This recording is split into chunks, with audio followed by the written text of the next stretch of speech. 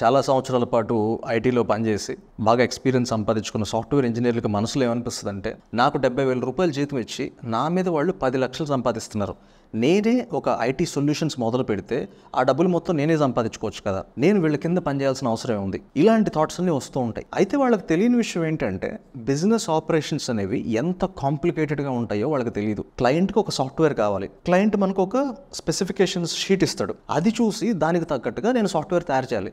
మొత్తం పని నేనే చేస్తున్నాను, వేరే వాళ్ళు అసలు ఏం చేస్తున్నారు, ఇది మొత్తం నేనే చేస్తున్నా కాబట్టి ఆ డబ్బులు మొత్తం నేనే తీసుకుంటా. ఇలాంటి ఒక థాట్ ఉంటుంది. అంటే వాళ్ళు చేసే వర్క్ని బాగా ఓవర్ ఎస్టిమేషన్ చేసుకుంటారు. మిగిలిన వాళ్ళు అసలు ఏమీ పని చేయట్లేదు, సొల్లు కబుర్లు చెప్తూ ఉంటారు. లేకపోతే ఎంబీఏ వాళ్ళు ఏం చేయరు, మేనేజ్మెంట్లో ఏమీ చేసేది ఏమి ఉండదు, ఊరికే వాళ్ళు హడావిడిగా మంచి బట్టలు వేసుకొని కార్లలో తిరగటం, క్లయింట్స్తో షేక్ హ్యాండ్స్ ఇచ్చుకోవడం, ఇలాంటి పనులు చేస్తూ ఉంటారు తప్ప సీరియస్ వర్క్ ఏమీ చేయరు అనేది ఐటీ వాళ్ళ పర్సెప్షన్. ఇలాంటి ఐడియాసే నాకు కూడా ఉండేవి. అంటే నేను ఒక యానిమేటర్గా పనిచేస్తున్నప్పుడు మొత్తం నేనే చేస్తున్నాను, డబ్బులు మొత్తం నాకే రావాలి, నాతో పాటు మహా అయితే ఇంకొక ఇద్దరిని కనుక టీంలో పెట్టుకుంటే టెక్నికల్ వర్క్ చేసేవాళ్ళని మేమే అంత సంపాదించుకోవచ్చు. మేమంటూ ఒక బిజినెస్ స్టార్ట్ చేసిన తర్వాత, అది కూడా మేము పనిచేసిన ఆఫీస్లో ఎంత పెద్ద ప్రాజెక్టులు ఉండేవో అంత మేమేం చేయలేదు. అక్కడ 20 minutes యానిమేషన్ ప్రాజెక్టులు జరిగితే మేము కేవలం 1 minute లేదంటే 2 minute చిన్న చిన్న అడ్వర్టైజ్మెంట్స్ చేసేవాళ్ళం. మాదంటూ ఒకటి మొదలు పెట్టిన తర్వాత మాకు అర్థమైన విషయం ఏంటంటే, క్లయింట్ ఒక్కసారి మాకు రిక్వైర్మెంట్ ఇది అని మెయిల్ పెట్టిన తర్వాత వాళ్ళతో 20 మెయిల్స్ అన్న అటు ఇటు వెళ్తూ ఉంటాయి, బ్యాక్ అండ్ ఫోర్త్. ఆ వెళ్ళిన మెయిల్స్లో కూడా చూస్తానికి కేవలం 5-6 సెంటెన్సెస్ ఉంటాయి. ఏముంది, ఒక 5 sentence మెయిల్ అంటే 10 నిమిషాలు ఇలా కూర్చొని టైప్ చేసి ఉంటాడు. ఇది మన పర్సెప్షన్. కానీ మేము యాక్చువల్గా అక్కడ కూర్చొని మెయిల్ రాస్తున్నప్పుడు ఆ 5 lines రాసి క్లయింట్కి పంపించే ముందు మేము గ్రామాటికల్ మిస్టేక్స్ ఏమైనా చేసామా, గ్రామర్ తప్పులు ఏమైనా ఉన్నాయా, ఎక్కడైనా మరీ రూడ్గా మాట్లాడుతున్నామా, అంటే మన గురించి మనం గొప్పలు చెప్పుకుంటున్నాం, ఇలాగా 1కి 10 సార్లు ఆ మెయిల్ చెక్ చేసుకుంటాం. కంటికి కనిపించేది 5 sentences ఈమెయిల్ మాత్రమే, కానీ ఆ మెయిల్ని మేము 2-3 గంటల పాటు చెక్ చేసుకుని పంపించాల్సి వచ్చేది. ఒక్కోసారి ఒక్క అక్షరం అటు ఇటు అయినా కూడా అవతల క్లయింట్ కనుక జడ్జిమెంటల్గా ఉన్నాడు అనుకోండి, వాడు మనకి రెస్పాన్స్ ఇవ్వడు. ఇంకొన్నిసార్లు ఏమవుతుందంటే, అడ్డదిడ్డమైన టైమ్స్లో క్లయింట్ మాకు మెయిల్ పంపించినప్పుడు మేము రిప్లై ఇవ్వలేదు అనుకోండి, వెంటనే అంటే ఎంత ఫాస్ట్గా రియాక్ట్ అయితే అంత మనకి ప్రాజెక్ట్ వచ్చి రావడానికి అవకాశం ఉంటుంది.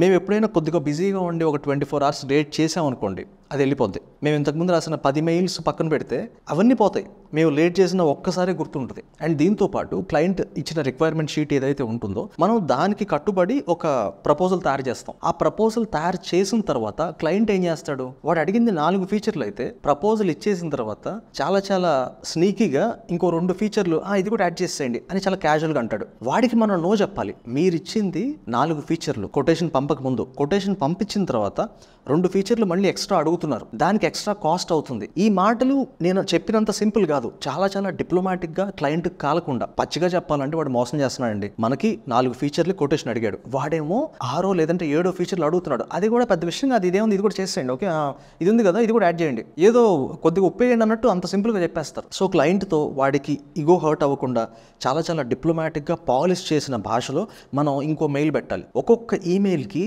4 గంటలు 5 గంటలు పట్టే అవకాశం కూడా ఉంది. వెరిఫై చేసుకుంటూ ఉండాలి. ఒక్కోసారి మనం అంతా చూస్తామా, అది కరెక్ట్గా పెట్టామా లేదా అన్న డౌట్ మనకే వస్తుంది. మళ్ళీ ఆ మెయిల్ని మన ఫ్రెండ్స్కి పంపిస్తాం, అరే ఒకసారి చూడరా మెయిల్ కరెక్ట్గా ఉందో లేదో. ఇవన్నీ బిజినెస్ స్టార్ట్ చేసిన కొత్తల్లో మీకు తెలిసే విషయాలు. సరే అటు చేసి ప్రాజెక్ట్ వచ్చిందని అనుకుందాం, అది రావడం కూడా ఈజీగా రాదు.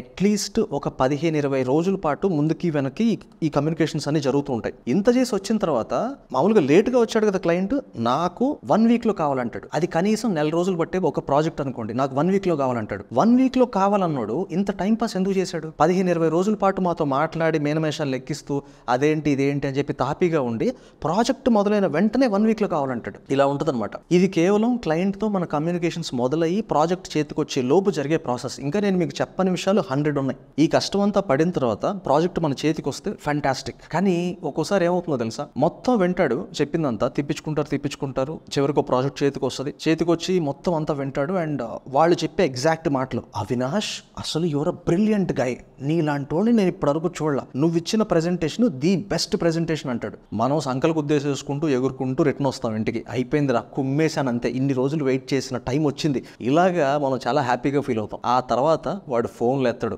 ఈమెయిల్కి రెస్పాన్స్ ఇవ్వడు, కంప్లీట్గా మనల్ని గోస్ట్ చేస్తాడు, మాయమైపోతాడు. ఎక్కడ తప్పు జరిగింది అని మనం ఆలోచిస్తూ ఉంటాం. 10 మంది ప్రపోజల్ పెడితే అందులో 9 మందిని రిజెక్ట్ చేసి అందరికీ చెప్పే మాట, you have done a fantastic job, అద్భుతంగా చెప్పారండి, I will get back to you.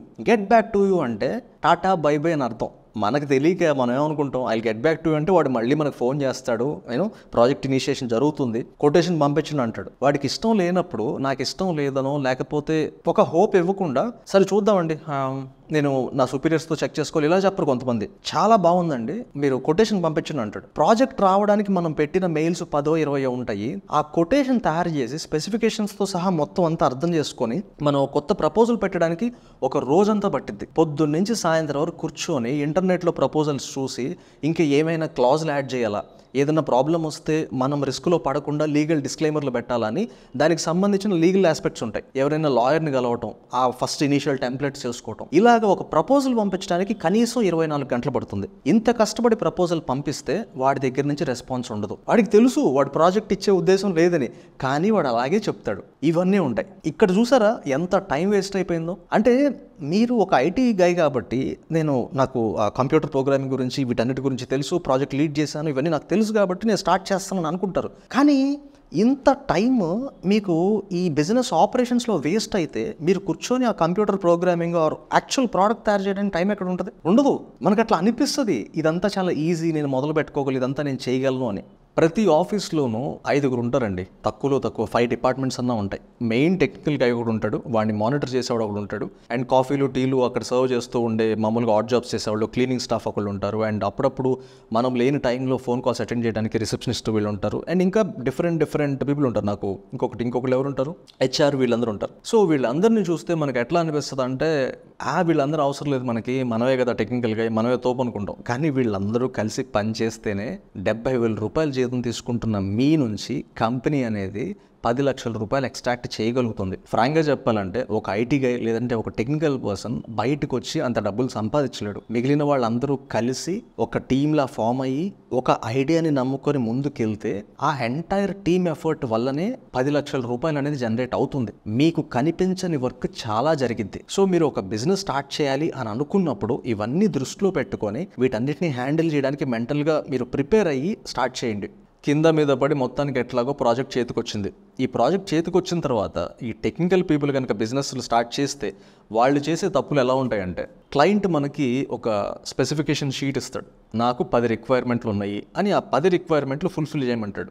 మనకు ఎలా ఉంటుందంటే, క్లయింట్ అడిగింది కాకుండా వాడికి అవసరమైంది చెయ్యాలి అని ఉంటుంది. వాడు 10 అడిగాడు, క్లయింట్కి యాక్చువల్గా 5 అవసరం. ఆ 5 చేసి మన స్పెసిఫికేషన్స్ మొత్తం దాంట్లో పెడదాం అని చెప్పి ఒక ప్యాషన్తో పనిచేస్తాం. ఇప్పుడు క్లయింట్ అడిగినట్టు ఇచ్చేయడం బెటర్, కానీ మనం ఆ పని చేయం. బిజినెస్ పీపుల్ మాత్రం ఆ పని చేయగలుగుతారు. క్లయింట్ కనుక చాలా హాఫ్ బేక్డ్ లేదంటే నాలెడ్జ్ లేని కొన్ని రిక్వైర్మెంట్స్ అడిగాడు అనుకోండి, వాడికి ఏం కావాలో వాడికి తెలియదు, బండగా ఓకే ఇది కావాలి అది కావాలని చెప్పేసి ఏదో ర్యాండమ్గా చూస్ చేసుకుంటాడు. నాలెడ్జ్ లేని క్లయింట్ అడిగిన విషయాలు బిజినెస్ పీపుల్ అయితే వాడు ఎగ్జాక్ట్గా అడిగినట్టు ఇచ్చేస్తారు. నాలెడ్జ్ ఉన్న వాళ్ళు టెక్నికల్ పీపుల్ ఏం చేస్తారు, లేదు సార్ నేను చెప్తాను నేనండి, ఇది ఎలా చేయాలంటే ఇప్పుడు మీరు అడిగినవి ఇవి కాకుండా ఇవన్నీ కావాలి, ఇవి తీసుకోండి అని మనం చెప్తాం.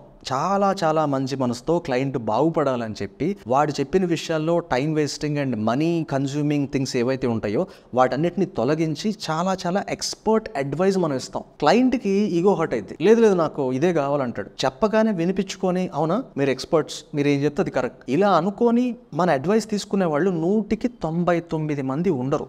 మోస్ట్లీ హర్ట్ అయ్యే వాళ్ళే ఎక్కువ ఉంటారు. వాళ్ళ ఈగో హర్ట్ అయిపోద్ది. నేను చెప్పింది చేయండి అన్నది ఇండైరెక్ట్గా కమ్యూనికేట్ చేస్తారు. మీరు అనుకుంది కాదు, నేను అడుగుతున్నా, నాకు ఇది కావాలంటారు. ఇంకొన్నిసార్లు ఏమవుతుందంటే, క్లయింట్కి నాలెడ్జ్ లేదు, వాడు అడిగిన మొత్తం తుపాసీ రిక్వైర్మెంట్లు అని మనకు అనిపిస్తుంది. యాక్చువల్గా మనకే నాలెడ్జ్ ఉండదు. కొన్ని సందర్భాల్లో వాడి లాజిక్ ఏదో ఉంటుంది, అది మనకు అర్థం కాదు. మనం మన లాజిక్కే చూస్తాం. టెక్నికల్ ఆస్పెక్ట్స్ కనుక మనం ఫాలో అయితే ఇవి ఉండాలి అని మన ఐడియాస్ మనకు ఉంటాయి. వాడు అక్కడ మార్కెటింగ్ వాళ్ళతోనో ప్రాడక్ట్ డెవలప్మెంట్ వాళ్ళతోనో లేకపోతే ఇంకెవరితోనో డిస్కస్ చేసి 1,00,000 రకాల రీసెర్చ్ చేసి వినటానికి చాలా ఆడ్గా అనిపించే, లేకపోతే ఒక చాలా మిస్ఫైర్ అయ్యే ఒక ఫీచర్ లాగా ఒకటేదో అడుగుతాడు, అది చాలా తప్పు అనిపిస్తుంది. కానీ క్లయింట్ పిచ్చోడు కూడా కాదు, కొన్ని సందర్భాల్లో వాడు రకరకాల రీసెర్చ్లు చేసే మన దగ్గరికి వస్తాడు. సో క్లయింట్ తెలియక మనల్ని రాంగ్ ఫీచర్స్ అడిగాడా, అన్నీ తెలిసే ఇలాంటి ఫీచర్స్ అడిగాడా, అది కూడా మనం జడ్జ్ చేసుకోవాల్సి ఉంటుంది. అండ్ ఒక్కోసారి ఏంటంటే 10 రూపాయలు క్లయింట్ మనకిస్తే వాడికి కావాల్సింది సమోసా లాంటి సాఫ్ట్వేర్. మనం ఏం చేస్తాం, వాడు 10 రూపాయలు ఇస్తే మనం బావర్చి బిర్యానీ తెచ్చి పెడతాం అని అనుకుంటాం.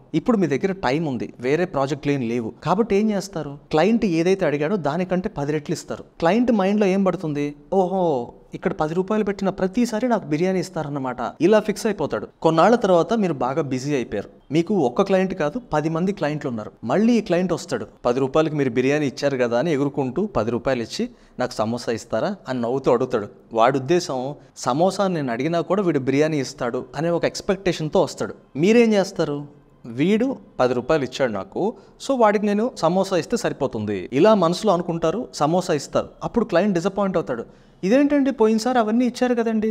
అది మీ జనరాసిటీ, అంటే క్లయింట్కు మంచి జరగాలని 10 రూపాయల సమోసా ఇవ్వాల్సిన ప్లేస్లో మీరు బిర్యానీ చేసి ఇచ్చారు. ప్రతిసారి అదే ఎక్స్పెక్ట్ చేస్తూ ఉంటాడు. సో ఈరోజు మనం ఫ్రీగా ఉన్నాం కదా, వాడికి క్లయింట్కి బోల్డ్ అంత ఇచ్చేసేద్దాం అనే ఉద్దేశంలో కనుక మీరు ప్యాషన్తో మనసుతో పనిచేశారంటే అంతే సంగతులు. 10 రూపాయలు ఇస్తే 10 రూపాయల వర్కే చేయాలి, అంతేగాని 10 రూపాయలకి మనం బిర్యానీ 200 రూపాయలు 300 రూపాయలు బిర్యానీ తీసుకొచ్చి క్లయింట్ ముందు పెట్టకూడదు.